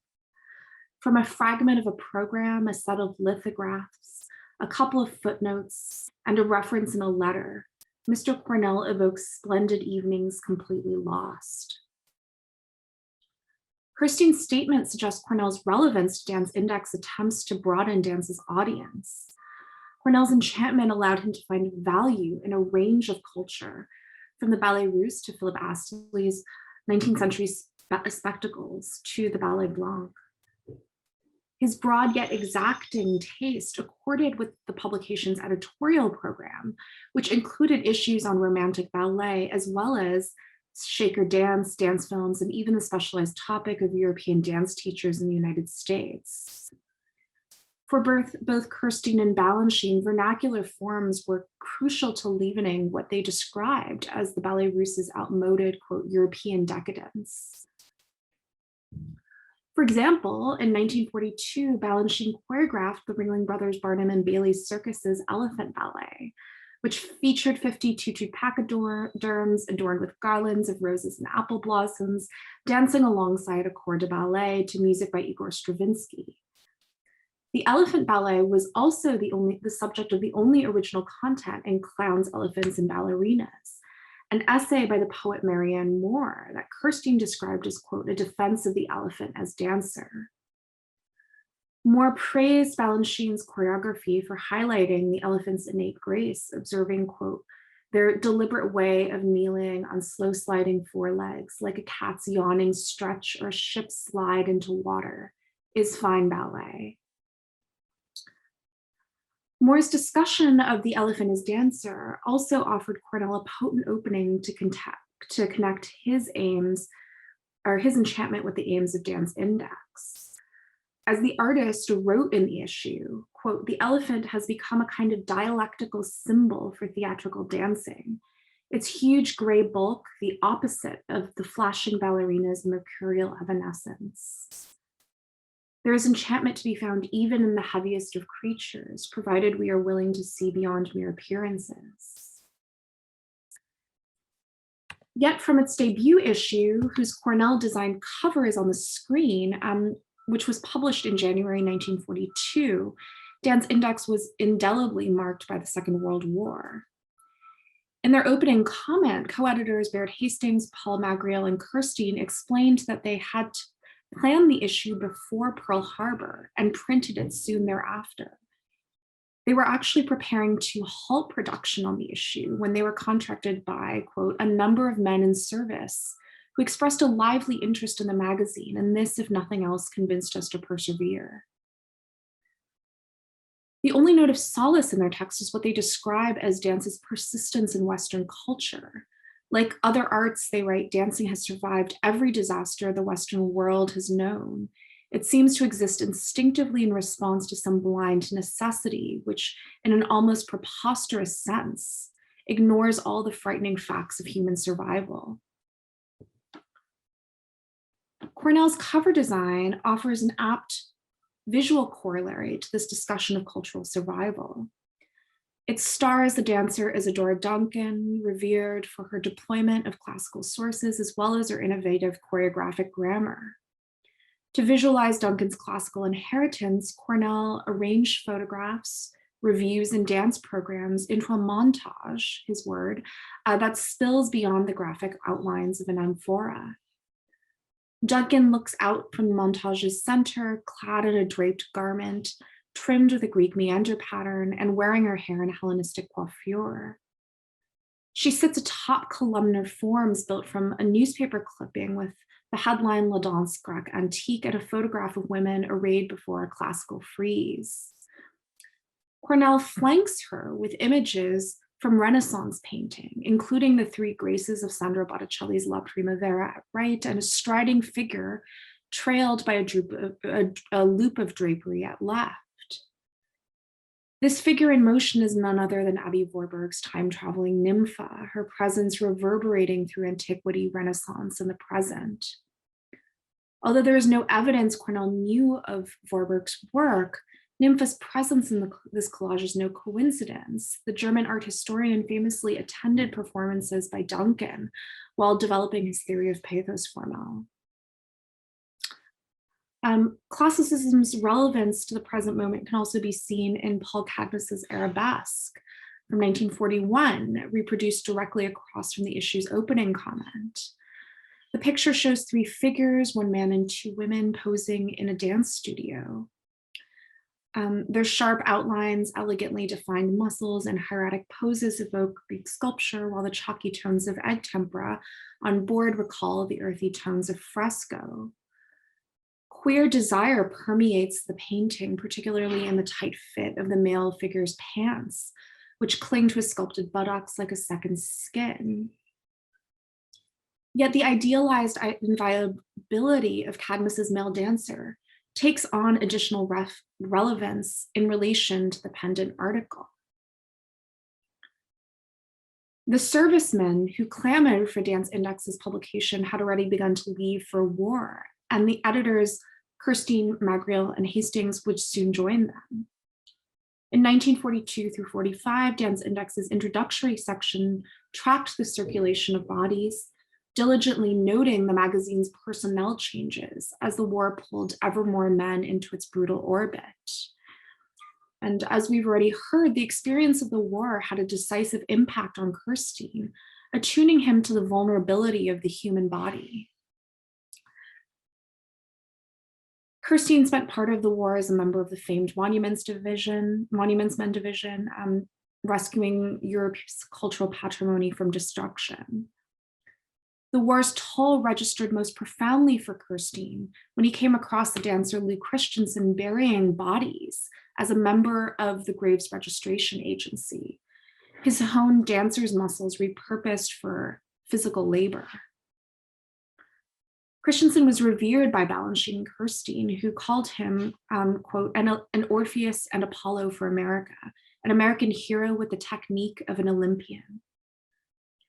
The war brought the god back down to earth. As Kirstein later wrote, quote, nothing is more frail or transient than a ballet. Every action is evanescent, and after its enactment is gone for good, or until the next time, when the same conditions obtain. Human bodies are frail. After the war, Kirstein channeled this concern with the fragility of the human body into championing the Polish-Jewish sculptor Elie Natalman, who committed suicide in 1946. Natalman lost numerous family members to the concentration camps, and his suicide was the horrific culmination of a decade of struggles, including financial ruin and a worsening heart condition.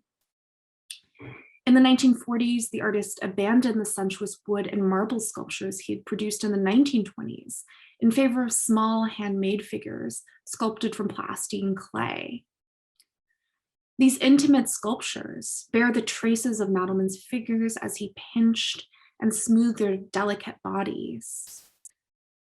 Rather than preserving them under an electrolyte coating, Natalman left them to dry in the air, vulnerable to the ravages of light and time. Within a week of Natalman's suicide, Kirstein began work on a lifelong project to preserve the sculptor's legacy. In the catalog for Natalman's 1948 MoMA retrospective, he writes of visiting the artist's studio in winter 1947 after his death and seeing, quote, dozens of these small white corpses laid out as if one had stumbled across archaeological treasures, relics of a hecatomb or mass sacrifice. He attempted to preserve these vulnerable lumps of clay by recasting them into durable materials such as bronze or marble, as if to save Natalman's legacy from further decay. Kirstein's most ambitious intervention involved overseeing the casting of two of the artist's papier-mâché figures of circus women into pristine Carrara marble. He installed these colossal 19-foot sculptures at either end of the newly built New York State Theater at Lincoln Center. With their swollen limbs and polished surfaces, these gargantuan figures exhibit none of the fragile intimacy of their predecessors. This was precisely the point. By remaking them in the most vaunted classical materials, Kirstein rendered Natalman's sculptures impervious to time and destruction. These figures embody Kirstein's wish to make culture and the bodies that created them, whole and enduring, fixing time's flow into static eternity. And for the interest of time, I'm just going to skip over this section very briefly, which is kind of Cornell's most literal attempt to kind of depict the violence of the war. Clearly kind of transforming one of his boxes into a tomb. 2 years later, however, Cornell took an altogether different approach into bringing current events into his work. In September 1945, Dance Index published the artist's special issue devoted to Danish author Hans Christian Andersen. In the issue's foreword, Cornell connected Andersen to the war's conclusion. Quote, "The constant tin soldier has been through more fiery trials, and the little match girl more long, cruel winters. Rejoicing with them in the liberation of the land that gave them birth, we can better appreciate the imponderable of the tales, to survive the terror and tragedy that have been their lot the past half decade. Perennial and universal as has been their appeal, renewed acquaintance with them now becomes even more rewarding." Despite its celebratory tone, Cornell's choice of tales is telling, At their end, the tin soldier is melted down into a metal heart, and the little match girl freezes to death. Just 5 months earlier, Denmark had been liberated from the Nazis. The issue is illustrated by paper silhouettes created by Andersen, which Cornell borrowed from Copenhagen's Hans Christian Andersen Museum.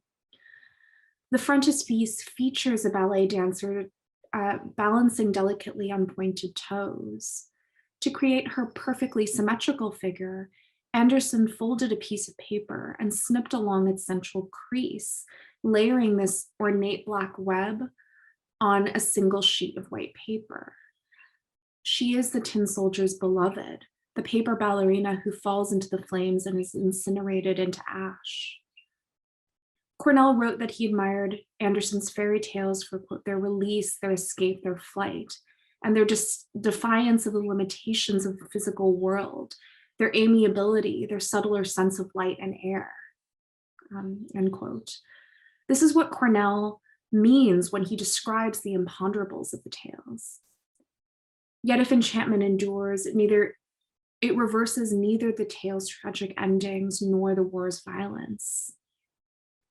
In contrast to the literalism of Habitat for a Shooting Gallery, as well as Kirstein's classicism, which attempted to fix and preserve, freeze perhaps, in the face of incomprehensible violence, here Cornell neither depicts nor attempts to forestall tragedy.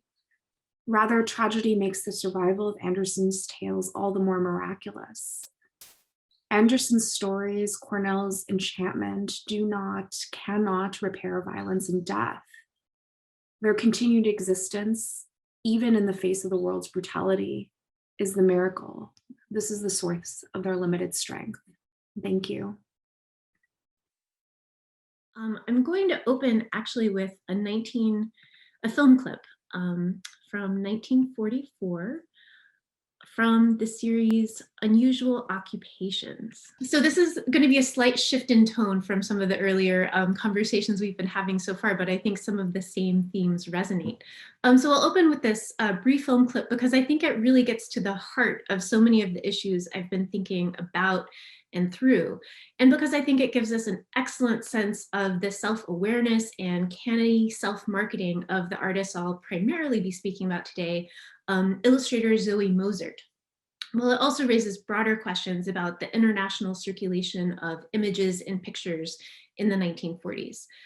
So as you'll see here, Paramount Pictures' Unusual Occupations, 1944. It opens in military barracks and quickly transitions to the world of the artist's studio. So without further ado.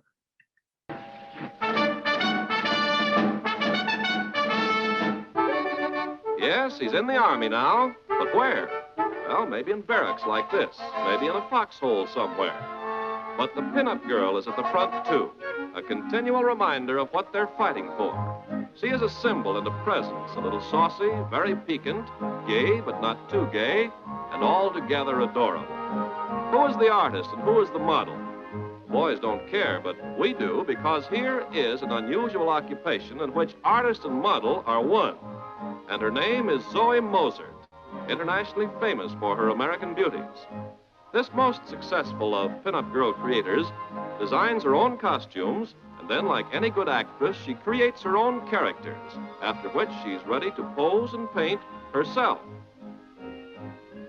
From this color box of prismatic wealth have come millions of pinup prints, which follow around the world wherever American boys are battling. With the pressure of a button which operates a series of mirrors, model meets artist and artist meets model in a bond of instantaneous cooperation. And the model in the mirror is just as jealous of the artist's fame as the artist with the brush is eager to glorify and magnify the beauty of her model.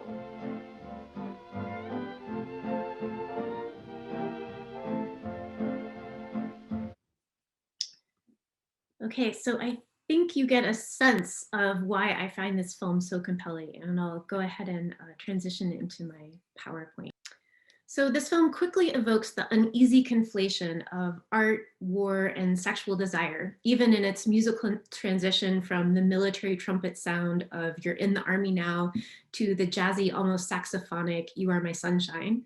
It lingers on what it calls the prismatic wealth of the artist's color box, which instead actually only features a limited array of pastels in tones such as peach, pink, coral, gray, and white, a deft summation of the whiteness of this world and its emphasis on flesh. And there's, of course, the self-assured, self-aware presentation of artist model Zoe Mozart, dressed in a fanciful costume and deploying not only her pastels, but also the technologies of the motorized mirror. Carefully selected camera angles suggest the multiplication of the artist's image in pictorial representation and mass-printed multiples, a mediated serialization of her body in the act of creating her own image. Mozart frequently and famously emphasized this aspect of her artistic practice, as seen not only in the short film, but in dozens of publicity photographs and even in one of her mutoscope cards, seen here with its photographic source. Mozart's costume in this image is almost a parody of artistic representation. Her beret is perched akimbo atop her head, and the elaborate sleeves of her blouse billow, drawing attention to her outstretched and suggestively dripping paintbrush. Notably, her blouse is much more conservatively cut in the photograph than in the printed representation, where it peeks open to reveal cleavage. The caption or title of the work speaks to the need for self-regulating restraint. I must learn where to draw the line. Mozart was born Alice Adelaide Moser in Colorado in 1907. She enrolled in the Pennsylvania Museum and School of Industrial Art in 1925. Her transcripts, as seen here, show that she was enrolled in an active program of classic art education, composition, anatomy, and advancing from her first year cast drawing class to, as we can see here, the life class model, and then later the costumed model class. Her teachers there included Elizabeth Shippen Green Elliott and Thornton Oakley, so we can think of her almost as a descendant of the Howard Pyle and the Brandywine School of Illustration. She was a successful student, winning one of the Emma S. Crozier Prizes for first year color and design, and later a prize for modeling or sculpture, but she withdrew from the courses after 2 years, possibly due to financial difficulties. In the 1930s, she gained a footing in the commercial art and illustration projects, creating imagery for advertisements, pulp magazine covers, and the like. I'm showing you here on the left a somewhat atypical illustration of Zoe Mozart's, in that it's a man and an identifiable individual, of course, chillingly Adolf Hitler, represented with contorted, caricatured figure and features, almost like a work of Ben Shahn. But on the right, you see the style and subject matter that Mozart became known for: idealized, imagined feminine beauty in flattering and fantasy-fueled representations that became immensely popular. In the 1940s, she signed an exclusive contract with St. Paul, Minnesota-based Brown and Bigelow, the leading publishers of calendars and other advertising promotional materials, including ink blotters, matchbooks, direct mailers, and more. You can get a sense of their wares in this photograph on the right of a promotional display. Fine printing, that banner in the upper left reads, provides day-by-day beauty for home and office. Often this beauty was paired with a somewhat dissonant advertising message, as seen in this blotter from the 1940s. Zoe's self-portrait is incongruously paired with a promotion for a motor service. But even more frequently, Mozart's pictures were distributed as what were called mutoscope cards, small postcard-sized works that could be purchased from a vending machine like the one seen here, offering bizarrely patriotic All-American and Yankee Doodle girls for 5 cents. And in the background, you can see a set of what was called the Artist Pinup Girl series, published by Brown and Bigelow, and featuring the work of Zoe Mozart herself. Here you see that self-portrait with palette, but also artists like K.O. Munson and Earl Moran, and those also would have been sold in machines like this. These vending machines are part of a lineage of visual entertainments available at arcades and boardwalks, in keeping with the kinetoscope or the earlier mutoscope, which offered tantalizing early moving pictures, often with racy material. If we note the inscription on John Sloane's etching, girls in their nightgowns, spicy. Yet rather than the ephemeral experience of a moving picture and the awkwardness of viewing that in public, these later mutoscope card machines offered viewers the possibilities of taking home an image for private delectation. Both the mutoscope cards and calendars suggested this form of private domestic viewing, as seen in this interior view of an Adirondack logging camp from the late 1940s. Although of course they might also have been displayed in the very shops that commissioned them as advertisements. As a writer for Collier's magazine attested in the spring of 1944, quote, "Ms. Mozart has turned out a great many works of art which are now to be seen in feed stores, barber shops, and the new streamlined bowling alleys." And here you see a photograph of one such barber shop on an army base or a Marine base, excuse me, in the Pacific. Another outlet for Mozart's work and an indication of how the works were displayed or consumed is seen in a booklet produced by Brown and Bigelow for troops serving in World War II, self-consciously marketed as pinups for a soldier's bunk, seen here. In the right, you see or on the left rather, you see the cover with a soldier reclining on his bed, admiring the decoration on his wall, much like the film with which we opened. The cover opens to reveal cards full of leggy, scantily clad women, often in slight mishaps, and usually with wartime puns, adding a somewhat humorous note to concerns of the day. Here you see a run on sugar, indicating not troubles with rationing, but instead a run in a sweetheart's stocking, itself an item, of course, restricted by wartime rations. And I'll note here that Mozart's pinup booklet concludes with an arch awareness of the potential inappropriateness of the material within. This final image is a special cutout for Visitors' Day, as it says, featuring a saccharine landscape of thatched cottage and garden, intended to be hung up to, quote, "show the little lady you're made of finer stuff." So despite the humor and supposed wholesomeness of the pinups within, there was some awareness that the material inside was not entirely upstanding, as well as a self-consciousness about the gaze, being seen consuming these images. Hence a desire to replace the pictures of leggy young women with cozy cottages, the ultimate scene of domesticity. Mozart's publisher, Brown and Bigelow, was eager to market her work and her body, here her homemade legs, as it was produced in Collier's. They launched a publicity campaign that emphasized her practice with articles in mainstream magazines and publications, such as these two spreads from Collier's, as I mentioned, and from the LA Times. Quote, "Look closer next time you see a Zoe Mozart painting on a barbershop calendar. The artist uses herself as her model, nude or otherwise." As Collier's went on to explain, "The calendar trade is big business, and the clientele seems to like them on the suggestive side, meaning undraped ladies or at least lots of leg. In most of these Mozart masterpieces will be seen the chassis of Zoe herself," end quote. So Mozart's body thus became almost as famous as her art, fostering this fantasy of an artist model who willingly and flirtatiously reveals herself to viewers, while undergoing a complicated dance between the subjectivity of the artist and an objectified body that transformed into a chassis or other vehicle for viewers' desire. This is the second half of the spread from Collier's magazine, with the original paintings, not the cards, as you can see here.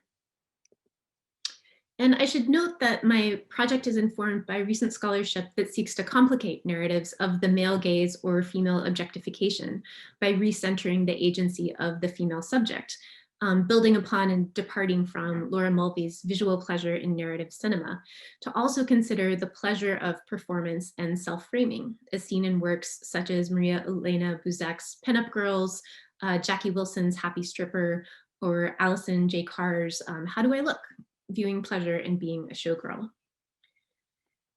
Moser's work and publicity also plays within a historical context and tropes about the artist studio as a site of bohemian freedom and sexuality. Sarah Burns's work has illuminated attitudes and ideas about modern artists of the 19th century, examining both popular perceptions and self-mythologizing of the art world. And I hope to build on that work in this project. Scholarship by art historians, including Marie Lathers, Tamar Garb, Linda Nochlin, Holly Clayson, Griselda Pollock, Denise Murrell, and others, has illuminated pervasive attitudes about sexuality and labor relations within the artist studio, including documented and assumed relationships between artists and models, whose laboring bodies on display evoked the specter of prostitution. Yet this implied relationship would have been familiar even to those not reading up on art historical scholarship, in popular imagery such as the print seen here, Cortazzo's Interrupted Sitting, in which respectable visitors to an artist's aesthetically decorated studio have brought a halt to the painting of a nude underway. The artist's canvas is turned toward us so that we can see his work in progress, while his model hides behind his screen, eyeing us conspiratorially, having left an overturned stool and discarded shawls in her wake. This notion of the sexually charged atmosphere of the artist studio and implied relationships between artists and their models continued into the 20th century in even more explicit works. And here we see two such examples. On the left, a postcard from around 1900, itself apparently used as a pinup, with this puncture mark and rust stains from a push pen visible in the center. And the 1962 cover of a pulp novel about an artist's colony. These works offer us a window into 20th century attitudes and ideas about artists and the art world, also evident in the surprisingly popular series of calendars marketed as the Artist Sketchpad, or Earl Macpherson's Artists and Models Calendar, published by Shaw Barton of Ohio and seen here. In these works, models cavort about the studio in a variety of poses, frequently rendered from several angles and in varying degrees of finish, suggesting a series of nude figure studies. Even more surprising, to me at least, is the repeated turning of the tables, in which the artist model herself picks up the palette and paintbrush, a fantasy of studio life and sexually available, playful, flirtatious models. These concerns are explicitly addressed in a small reproduction of one of Macpherson's Artist Sketchpad series that offers textual commentary to its readers rather than recording the dates. And I'll read an excerpt from the first entry that you see here. The butcher takes the best cuts home, and an artist's most interesting work, his sketches, are seldom exposed to public view. Connoisseurs cultivate their butchers and their artist friends. The solution of those inner sanctum mysteries which glamorize an artist and surround him with the envy of his friends is in your hands. Here are the translations of an artist's mental musings, pages from an artist sketchpad by Earl Macpherson. And the entry for June, or what would have been June in the calendar, explicitly invokes art historical literature. Quote, "There's no particular reason why you should have read that hard slugging volume, Art Through the Ages by Thomas Craven." And I'll just note really quickly, Thomas Craven did author a lot of books about art history, including this famous artists and their models, but Art Through the Ages is actually by Helen Gardner, originally published in 1926. But if you have read Art Through the Ages, well and good. If you haven't, put it off. These girls are willing to explain to you their art technique, under the right circumstances, of course. We think the most discerning art critic will agree that these girls are very well arranged, end quote. So in my research, I've come across dozens and dozens of these depictions of pinups painting, of models flirtatiously representing themselves or other models to beholders. It seems to suggest, as I've said, this fantasy of the willing model who eagerly puts herself on display, combining the subjectivity of the artist and the objectified body. You see here one of the most popularly reproduced in both a cabinet or a mutoscope card and a series of matchbooks for various businesses. Gil Ulfgren's punningly titled Palatable, published by Louis Dow. And so perhaps these works were indeed one way of making the notion of a female artist palatable to their viewers. So I'd like us to consider what happens when we take these pictures seriously, when we bring the pinup from the margins to the center or from the background to the foreground, acknowledging the complicated work that they're doing, not only in an environment of compulsory heterosexuality, but also in the broader field of visual literacy of the 1940s. And so I'll come to a conclusion today with this, a photograph of military training that features a senior military sergeant enthusiastically pointing to an easel with the day's lesson, that itself features a photograph of Betty Grable, encouragingly, if surprisingly captioned, "You can read this map." This particular photograph of the training exercise was reproduced in a March 1944 issue of Yank, a weekly illustrated magazine published by the US Army, one that certainly merits its own close examination.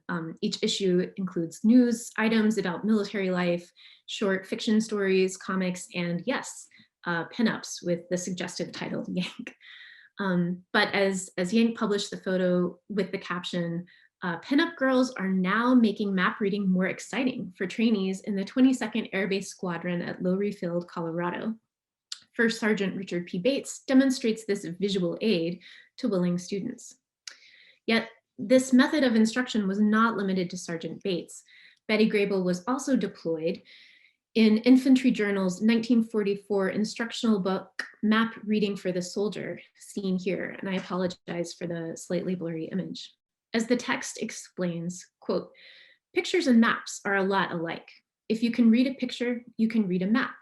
Take this map of pinup girl and vicinity, USA. You can read this map." And sounding a lot like Magritte, they go on to explain, in the first place, this is a quotation, "In the first place, this is not a girl. It is a picture of a girl.